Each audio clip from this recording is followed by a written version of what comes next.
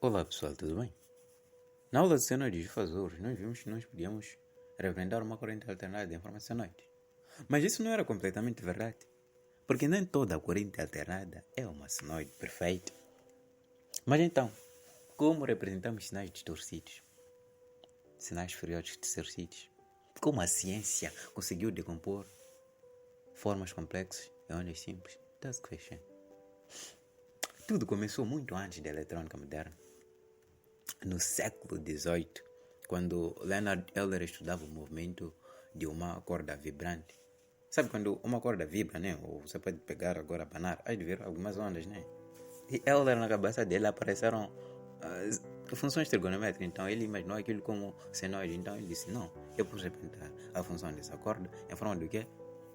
De senoides, em termos de senoides. Então aí surgiu a série trigonométrica, né? E Daniel Bernoulli, aquilo que você costuma fazer é concordo. E ele meio que concordou com a ideia de Leonard Euler, né?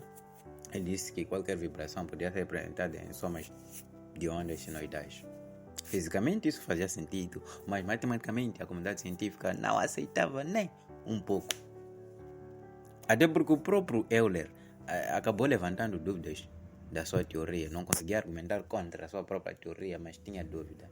Aquele de não posso aparecer porque não tenho argumentos. E Lagrange discordou fortemente, né? Ele que veio meio que esclarecer isso, né? Ele argumentava que séries trigonométricas eram limitadas demais, principalmente diante de descontinuidades de formas irregulares. Isso é verdade. E mais tarde surgiu o Jean-Baptiste Fourier, né? Depois de muito tempo. Fourier foi além disso. Ele demonstrou matematicamente que sinais complexos podiam ser representados por séries trigonométricas. Nasciam ali as séries de Fourier. E de uma passagem que eu não quero esquecer aqui, Fourier também participou das expedições de Napoleão. Essa é uma interrupção, de verdade. Fourier também participou das expedições de Napoleão ao Egito no final dos anos 1790, se não me engano. E parte do seu reconhecimento científico foi atrasado por questões políticas, né? E devido a isso, né, os seus primeiros trabalhos, né, eu acho que ele despachou, ou seja, não foi bem claro, foram criticados.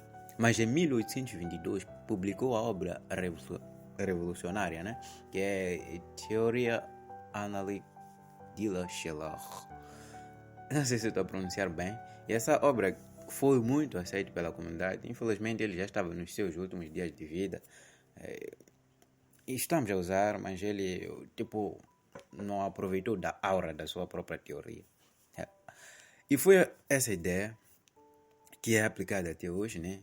Mudou completamente a engenharia, a eletrônica e o processamento de sinais. Hoje, qualquer corrente alternada não sinoidal pode ser entendida através de Fourier.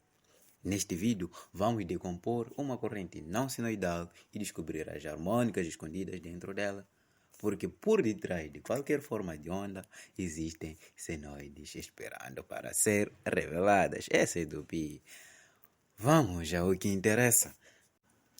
Uma das funções necessárias para que nós possamos representar uma função f de t em uma série de Fourier, ela deve ser uma função periódica, né? E uma função periódica cumpre com essa condição. Isso não é novidade para muitos daqui. Então, como havíamos dito, a série de Fourier é uma combinação de senos e cossenos. Essa daqui. Então, nós vamos aproximar a nossa função qualquer que vai aparecer na nossa saída da tomada, independentemente das suas distorções. Nós vamos tentar aproximar aquela função a partir da série de Fourier. Ou seja, juntando senoides até conseguir fazer uma mini aproximação até aquela função. Tudo bem? E cada termo dessa série de Fourier nós conseguimos representar na forma fasorial e nós conseguimos manipular o nosso circuito. E veja só, é tão fácil ainda, tá bom? Então, é mais ou menos essa ideia que nós vamos usar aqui. E compactando isso fica mais ou menos assim, simples, né? Que é somatório de 1 até infinito de AN, cosseno de ANA até lá. E AN é o coeficiente do cosseno, BN é o coeficiente do seno, A0 é o termo constante. E aqui, na perspectiva do canal, né? Porque nós aqui estamos a trabalhar com circuitos, a zero nós vamos chamar de componente DC e aqui nós vamos chamar de componente AC, né? Tá bom? DC é porque tem frequência zero. Então, compreendido isso, podemos fazer uma mini legenda só para ativar a tua mente. Ômega zero nós vamos chamar de frequência fundamental e cosseno de n ômega 0 e seno de n ômega 0 são denominadas enesmas harmônicas, né? O que indica harmônica é o n. Se aparece 1 aí, quer dizer que é a primeira harmônica ou harmônica fundamental. Se é 2, é a segunda harmônica. Se é 3, é a terceira harmônica. Se é 4, é quarta harmônica. Se é 5, é quinta harmônica. E assim sucessivamente. E lembrar que ômega 0 é igual a 2π sobre t ou 2π F0. Tudo bem? Não te esqueça, então não vamos apresentar essas coisas porque nós vimos na nossa primeira aula de senoides e fasores. Ok? Quem não assistiu a aula de senoides e fasores, nessa aula vai gatinhar mal. Tudo bem? Vamos continuar. Então, podemos resumir isso, né? Já havíamos falado, mas de forma mais simples nós vamos aqui dizer que a série de Fourier de uma função periódica ft é uma representação que decompõe ft é uma componente cc e outra ca, formada por uma série infinita de senoides harmônicas, né? Já havíamos falado disso. Tudo bem? Então, para nós representarmos a função, né? A saída, né? Podemos dizer na tomada, vamos usar essa perspectiva. F de t deve ser periódica, já havíamos falado disso, mas não necessariamente, né? Lembram lá quando Lagrange levantou? Para nós representar uma série de Fourier, ela deve ser periódica e também deve satisfazer as condições de Dirichlet. A primeira condição diz, em qualquer período, x de t deve ser absolutamente integrável, ou seja, integral num período deve ser um número finito, ok? Menor que infinito quer dizer que deve ser um número finito. Ótimo. Em qualquer intervalo finito de tempo, xt tem variação limitada, ou seja, tem um número máximo tem um número finito de máximos e mínimos, né? Tem um número finito de máximos e mínimos. Então, tem variação limitada, né? Quando vocês estavam a falar de variações de funções lá na matemática, então é mais ou menos essa ideia. E 3 dizem, em qualquer intervalo de duração finita, existe apenas um número finito de descontinuidade. Além do mais, cada uma dessas descontinuidades é finita. Aquela coisa de malta infinito, você ter descontinuidade infinita, não deve acontecer. E você ter descontinuidades infinitas, ou seja, você saber que num dado ponto essa função também será descontínua, lá que você nem conhece, isso também não deve acontecer. A descontinuidade deve ser finita, ok? Tal como nos pontos máximos e mínimos, tudo bem? E satisfazendo essas condições já nós podemos trabalhar, tá bom? Ok? Temos aqui a análise de Fourier, né? A análise que o Fourier fez, né? Para poder representar nessa série. Eu vou colocar aqui algumas propriedades lá de integral para você não se atrapalhar muito, né? Então vamos usar essas ideias para não sofrermos com os cálculos aqui. Lá que tabelado, né? Então, a análise de Fourier é a procura dos coeficientes, né? A0, AN e BN. Aproveitem essa aula para matemática também. Eu acho que vão precisar muito disso. Não vamos muito a fundo porque nós teremos uma aula específica para essas coisas, que é sistemas de sinais, né? Do livro que aprendi no início, que é Alan V. Oppenheimer. Gosto muito dele, onde eu tirei aquela história. Desculpa. Ok, então, vamos deixar primeiro o coeficiente a zero. Vamos integrá-lo no período, né? 0 a t. Isso daqui. Então, integrando aqui, vamos ficar com mais ou menos isso, né? Integrando. Eu só distribuir a integral dentro do somatório e para esse daqui. E se forem ver aqui, integral de 0 até de n cosseno de n ômega 0. Já havíamos falado lá na nossa aula de senoides e fasores que integral de um período de uma função periódica é sempre 0, né? Porque os semiciclos vão se simplificar. Você vai encontrar área negativa, área positiva, você soma 0. E isso que aqui também dá 0. Isso aqui não cheguei a apresentar na minha tabelinha aqui em cima, porque é óbvio, né? Intuitivo, né? Você entendeu, amigo? Então, com isso já podemos chegar aqui, né? Vamos ficar apenas com essa integral de A0, que é só fazer A0 ter limite de integração.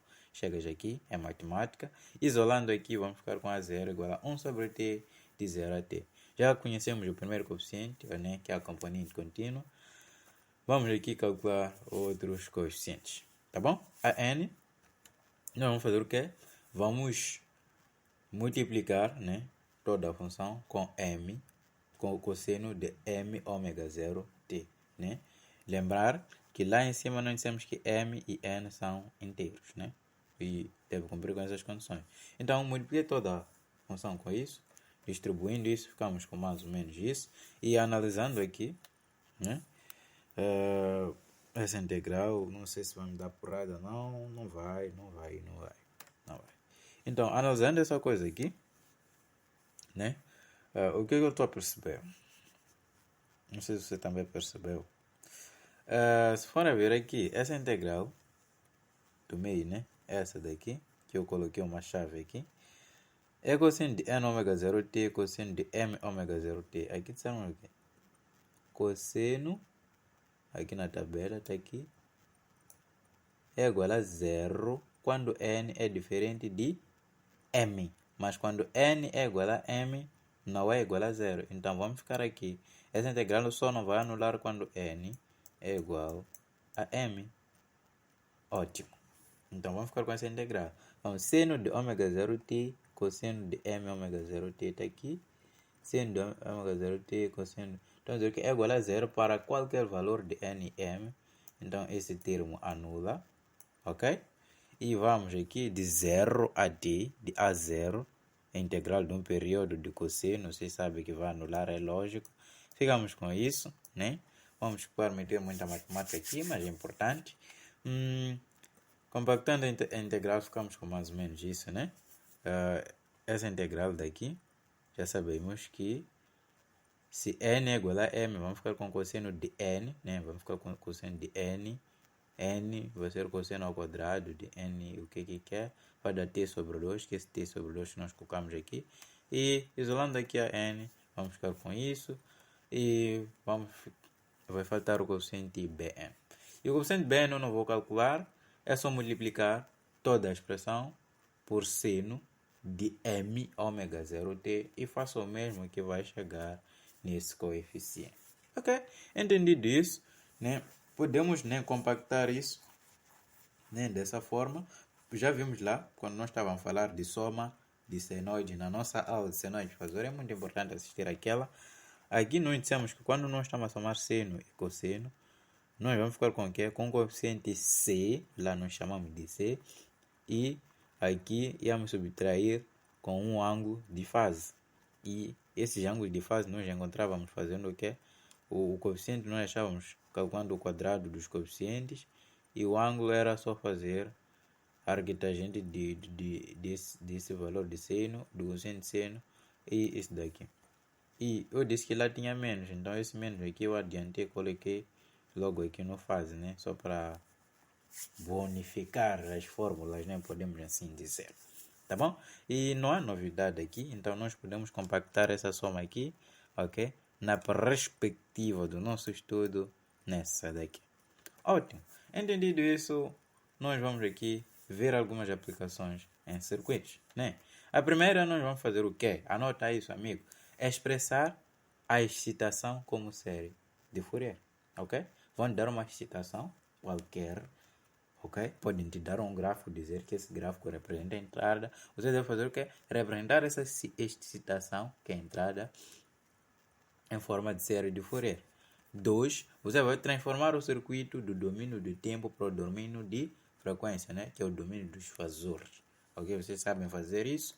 E 3. Nós vamos fazer o quê? Determinar a resposta CC isoladamente e as respostas CA para cada harmônica na série de Fourier. Ok? Para cada harmônica.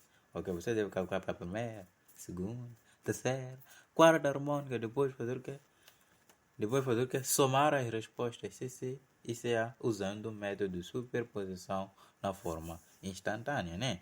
Então, quando você usa método de superposição, você está a analisar influências individuais, né? Um por cada vez. Ótimo.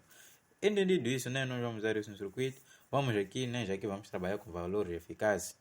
Aqui, os valores eficazes também são calculados de uma outra forma, não aquela de lá. Também porque nós temos muitas componentes. Ok? Eu fiz questão de colocar ao quadrado no F, né? RMS, só para me facilitar. A raiz quadrada eu movi como quadrado do outro lado. Para me facilitar, nem tinha objetivo aqui. Ótimo, tenho aqui a minha função, né? Esta fórmula aqui. Vamos aqui, integral, né? E elevar ao quadrado. Aqui aplicando o quadrado da soma, né? E depois fazendo aquelas propriedades que nós aprendemos no início, vocês vão perceber que essa integral aqui vai resultar nessa coisa aqui. A 0 ao quadrado mais 1 sobre 2, isso daqui. Ótimo. Então, colocando o quadrado lá, vamos ficar com isso.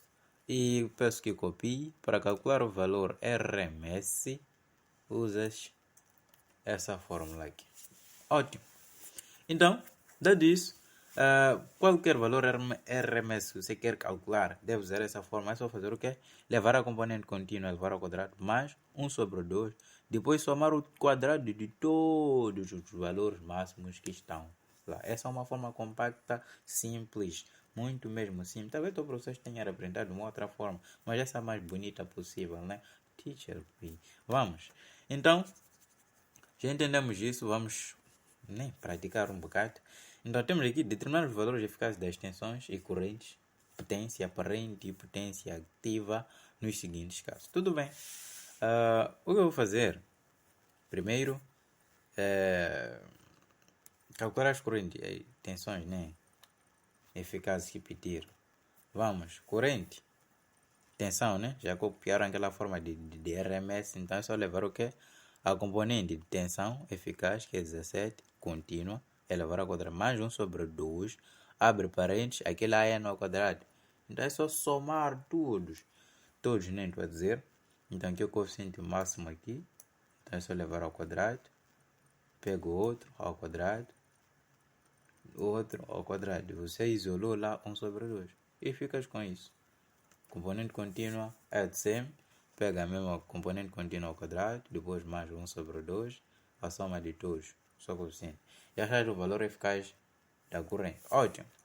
A potência aparente, você deve fazer o quê? Somar, né? Se eu tenho mais fontes lá no meu circuito, então se eu levar, normalmente não vão te dar muitas fontes porque é trabalhoso fazer isso, ok? S, né, que é a potência aparente, é igual a UI vezes I, né? Aqui estamos a falar forma de somatório, né? Então, a potência ativa vai levar a componente contínua, essa aqui, multiplicar e depois 1 sobre 2, né?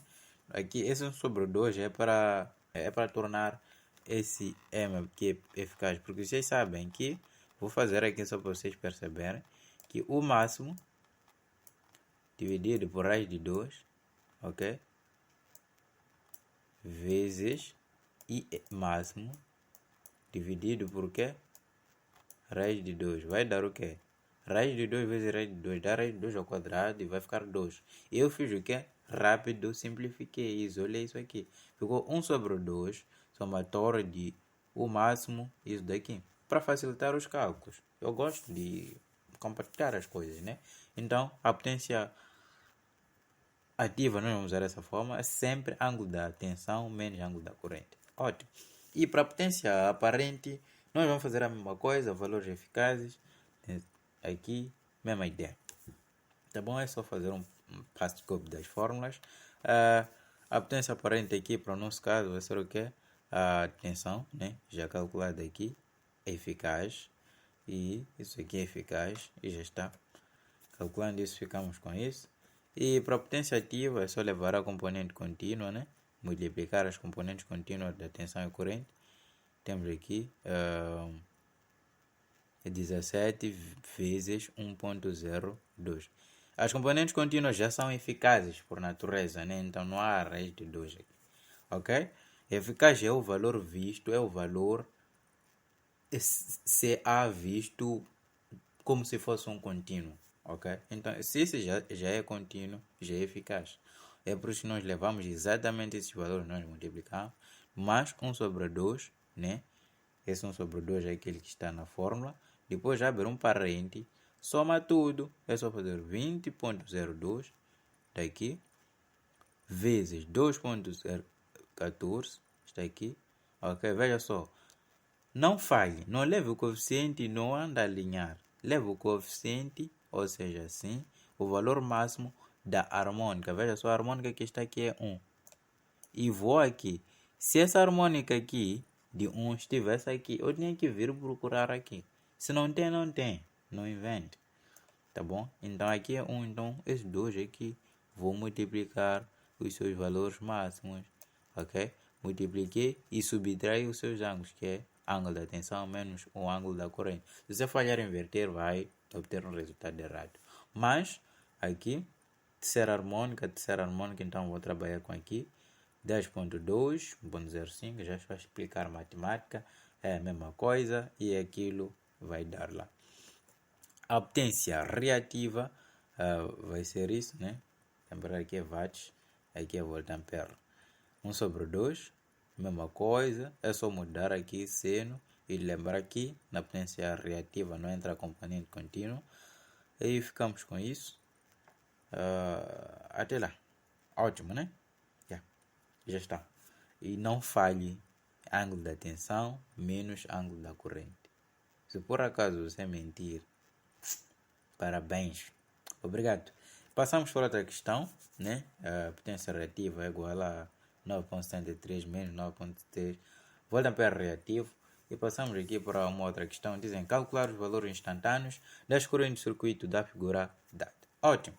Então, o que nós vamos fazer aqui, eu já fiz uma batota que apresentei o circuito equivalente CC. Porque nós sabemos que primeiro devemos fazer o quê? Calcular a resposta CC, né? Expressar a excitação em série de Fourier. Para o nosso caso, já nos deram a excitação em série de Fourier. Eu acredito que o professor não vai dar trabalho de andar a calcular os coeficientes de que é. É para matemáticos isso. Então, o que nós vamos fazer aqui, na componente CC, né? Eu repeti o circuito.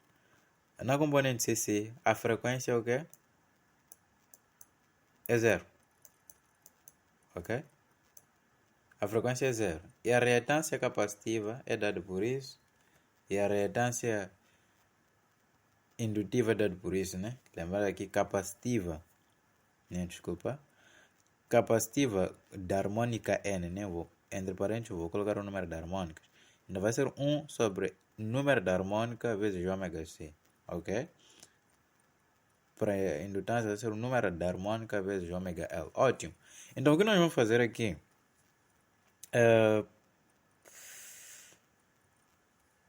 Quando eu colocar aqui a frequência zero, né? Já vimos lá que a frequência é zero na componente CC. Se eu colocar zero aqui, 1 sobre 0 dá o quê? Dá infinito. Ok? Então quer dizer que XC, a reatância capacitiva será infinita. Se a reatância capacitiva é infinita, quer dizer que a capacidade resistiva desse capacitor aqui é infinita. Se a capacidade resistiva do capacitor é infinita, quer dizer que o capacitor está o quê? Aberto. Ok? Está aberto para dizer que não circula nenhuma corrente nesse capacitor. É por isso que eu abri aqui. Agora, se eu colocar zero aqui, vai dar zero. Ok? Reatância é como se fosse resistência. Resistência zero quer dizer que há alta facilidade de passagem do corrente. E alta facilidade de passagem do corrente quando está em curto. Então, no indutor, nós vamos curto-circuitar. No capacitor, nós vamos abrir. Na componente CC, ficamos com um circuito mais ou menos assim. E podemos aqui perceber que a corrente I2, né, que passa aqui nesse ramo aqui, 2, vai ser zero porque o circuito está aberto aqui. E a componente I3, né, vai ser o quê? Vai ser igual a I30, né? Ou seja, a I1.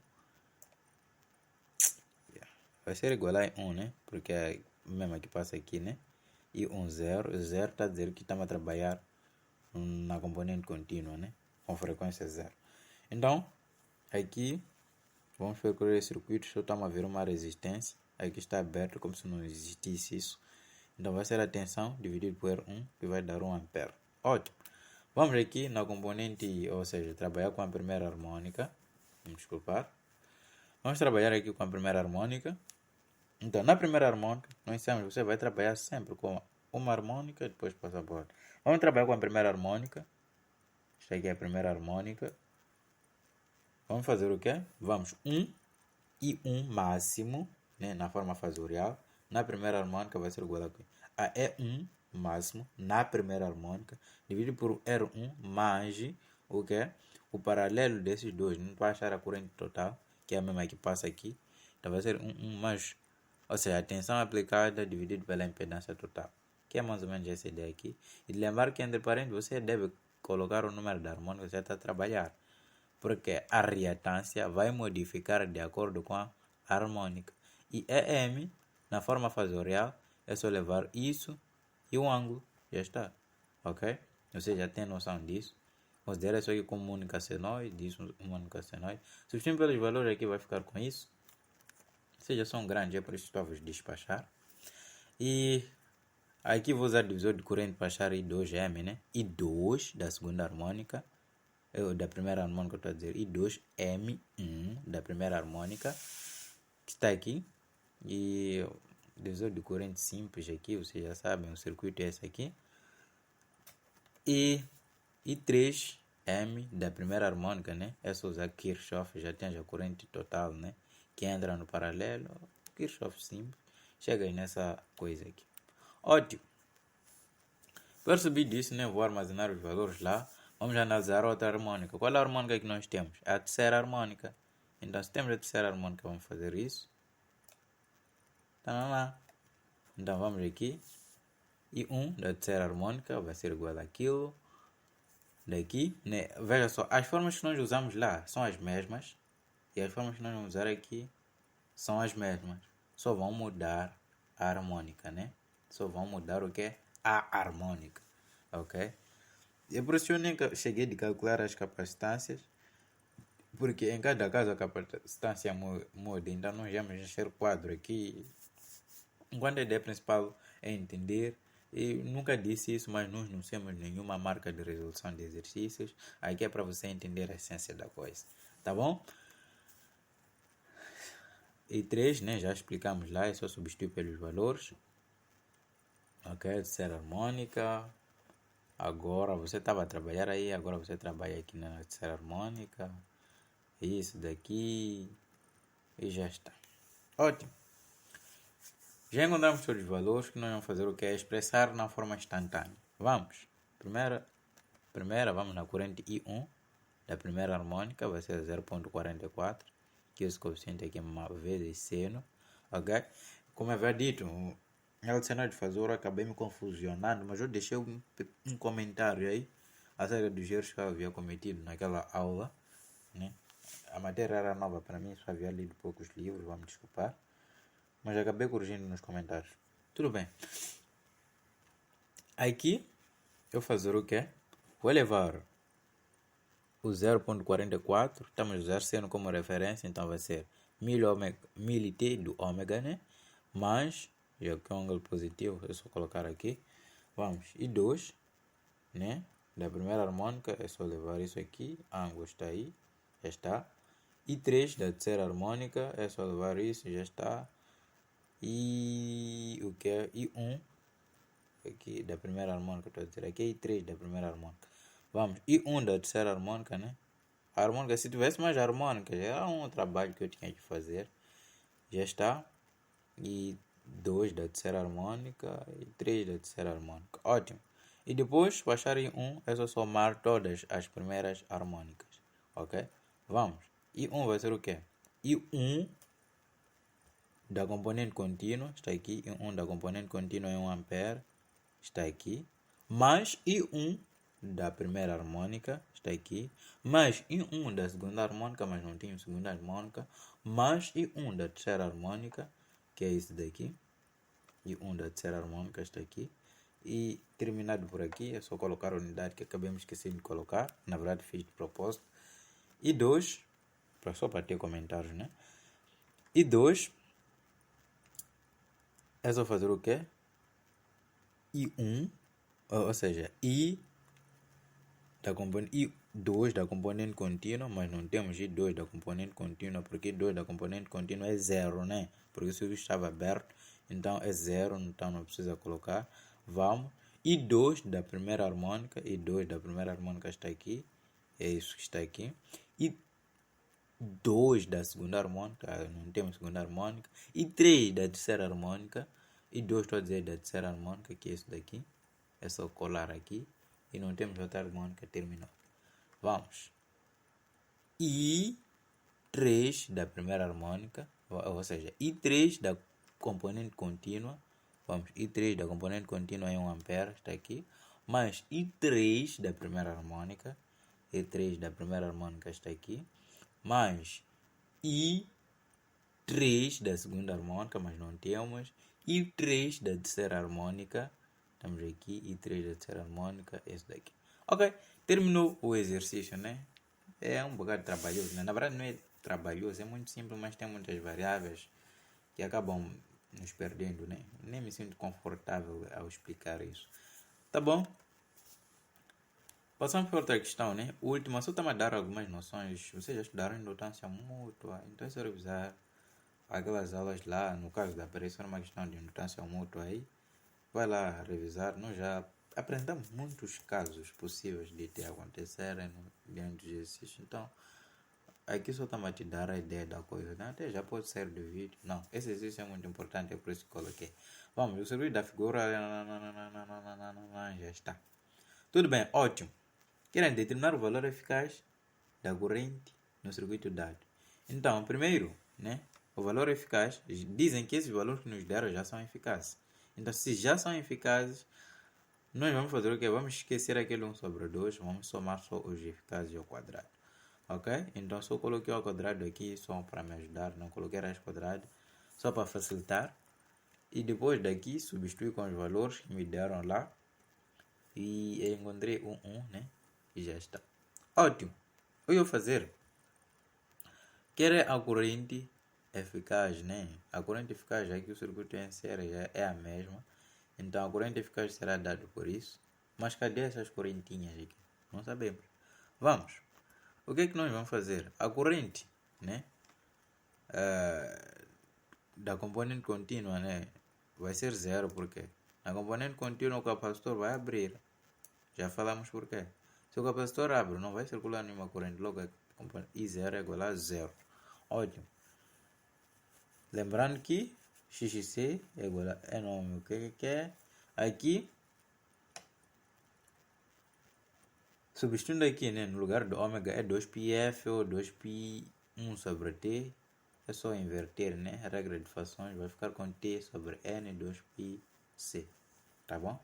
Vai ficar com isso, já que o valor que nos deram aqui é do período, né? Nos deram um período de 0,02 segundos. Tá bom? Essa esperteza aqui você deve ter, né? Você saber inventar formulinha, né? Só para você substituir a iteração. Vamos estudar isso. E 1, né? I1 da primeira harmônica. I eficaz da primeira harmônica, né? Já estamos a falar isso, né? Se não trabalhar aqui, né? A primeira harmônica não precisa nem enumerar porque o circuito é o mesmo, então não há I1, é I só da primeira harmônica. Tem a série, né? A corrente é a mesma, ok? I da primeira harmônica vai ser U da primeira harmônica dividido por quê? Pelo módulo, porque esses são valores eficazes, vai dar isso. E 3 da terceira harmônica, né? Ou seja, I da terceira harmônica, né? Vai dar isso. I da quinta harmônica, né? São as únicas harmônicas que nos deram, então vai ser exatamente isso. Ok? Já está. Lembrar que sempre a cada harmônica o N muda na reatância, ou seja, para cada harmônica a reatância muda. Ok? Eu só substituo pelo valor, vai chegar nesse. E substituindo aqui, né? Por esses valores aqui, elevar ao quadrado tudo, vai chegar a I igual a 1,96. Ótimo. Pediram mais o quê? Mas isso está terminado. Muito obrigado e até a próxima.